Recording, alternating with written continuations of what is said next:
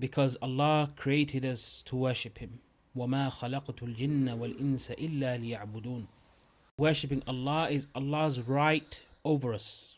It is Allah's right that His creation worships Him alone, as we know from the hadith of Mu'adh ibn Jabal radiallahu anh, that has been narrated or collected by Imam Bukhari and Muslim. It's a hadith that is agreed upon, where he says that once I was riding with the Prophet ﷺ on the same riding beast, and the Prophet ﷺ asked Mu'adh, and Mu'adh was a young companion from the Ansar, but he was someone that was very bright and was very knowledgeable.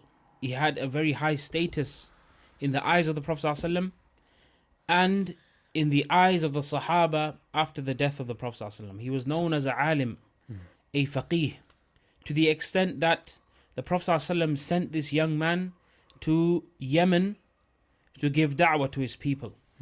And the Prophet ﷺ, when he mentioned the 4 companions that people should take the Quran from, one of them was Mu'adh ibn Jabal radiallahu anh.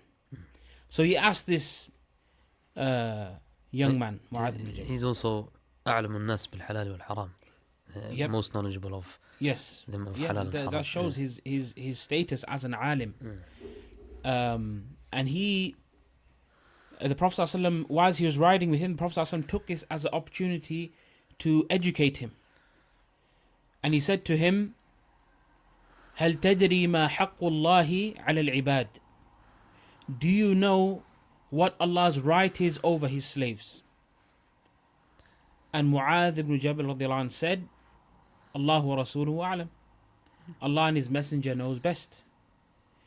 So the Prophet ﷺ then said to him, and some narration says that he asked him 3 times, and each time he replied, Allah and His Messenger knows best. And then the Prophet ﷺ informed him of the answer.